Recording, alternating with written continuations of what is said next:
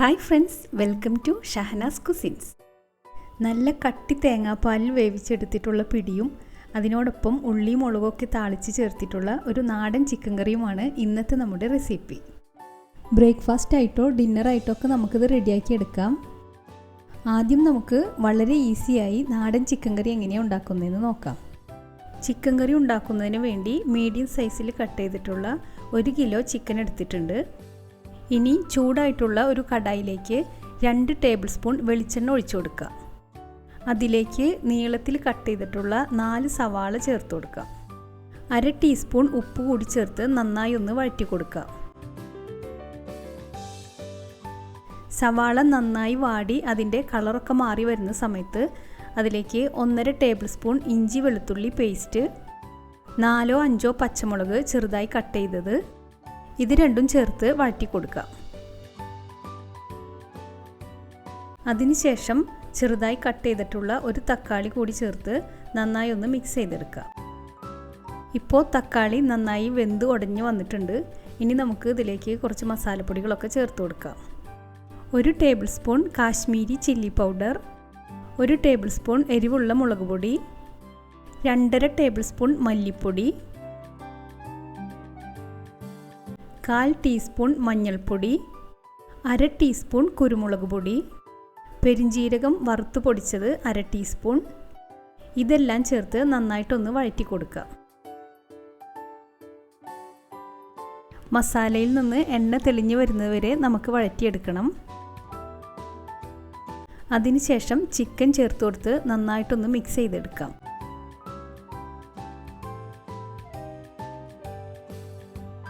കുറച്ച് കറിവേപ്പിലയും ചേർത്ത് കൊടുത്തതിന് ശേഷം ചിക്കൻ നമുക്ക് മൂടി വെച്ച് വേവിച്ചെടുക്കാം.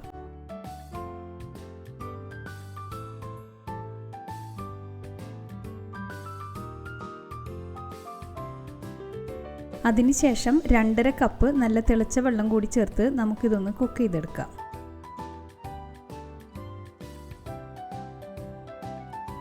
ഈ സമയത്ത് ആവശ്യത്തിനുള്ള ഉപ്പ് കൂടി ചേർത്ത് കൊടുക്കണം. ഇനി നമുക്ക് മൂടി വെച്ച് തന്നെ കുക്ക് ചെയ്തെടുക്കാം.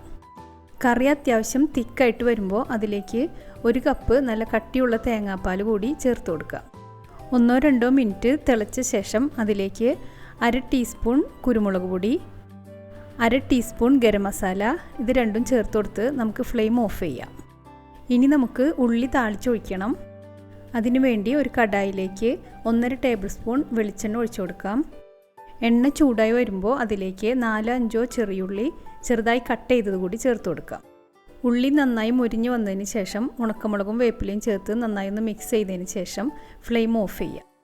ഇനി ഇത് കറിയിലേക്ക് ഒഴിച്ചു കൊടുത്ത ശേഷം കുറച്ച് നേരം മൂടി വയ്ക്കാം. അങ്ങനെ നമ്മുടെ വളരെ ടേസ്റ്റി ആയിട്ടുള്ള നാടൻ ചിക്കൻ കറി റെഡി ആയിട്ടുണ്ട്. ഇനി നമുക്ക് പിടി ഉണ്ടാക്കിയെടുക്കാം. പിടി ഉണ്ടാക്കുന്നതിന് വേണ്ടി 2 കപ്പ് വറുത്ത അരിപ്പൊടി എടുത്തിട്ടുണ്ട്. അതിലേക്ക് 1/2 ടീസ്പൂൺ ഉപ്പ്, 1.5 ടീസ്പൂൺ ചെറിയ ജീരകം ചതച്ചത്, 1/2 കപ്പ് നാളികേരം, ഇതെല്ലാം ചേർത്തൊന്ന് മിക്സ് ചെയ്തെടുക്കുക. ഇതിലേക്ക് ആവശ്യത്തിനുള്ള വെള്ളവും ചേർത്ത് നന്നായിട്ടൊന്ന് കുഴച്ചെടുക്കണം. ഞാനിപ്പോൾ 2 കപ്പ് നല്ല തിളച്ച വെള്ളമാണ് ചേർത്തിട്ടുള്ളത്. പൊടിയുടെ വറവിനനുസരിച്ച് വെള്ളത്തിൻ്റെ അളവിലും വ്യത്യാസം വരും.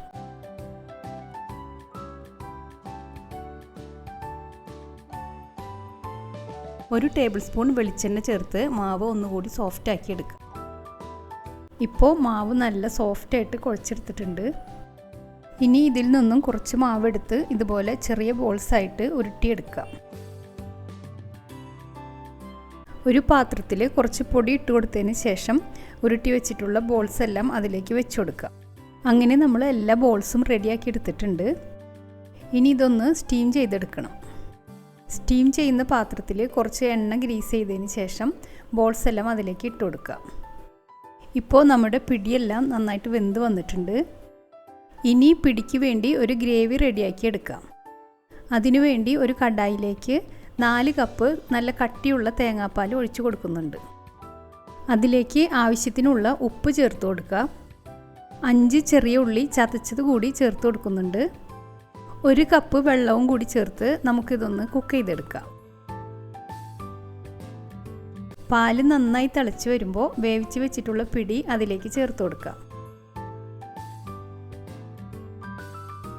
ഇനി ഇത് നമുക്ക് പാല് കട്ടിയാവുന്നവരെ ഒന്ന് കുക്ക് ചെയ്തെടുക്കാം. പാലും പിടിയും എല്ലാം നന്നായി വെന്ത് നല്ല തിക്കായി വരുമ്പോൾ 1 ടേബിൾ സ്പൂൺ വെളിച്ചെണ്ണയും കുറച്ച് കറിവേപ്പിലയും ചേർത്ത് കൊടുത്ത് നമുക്ക് ഫ്ലെയിം ഓഫ് ചെയ്യാം.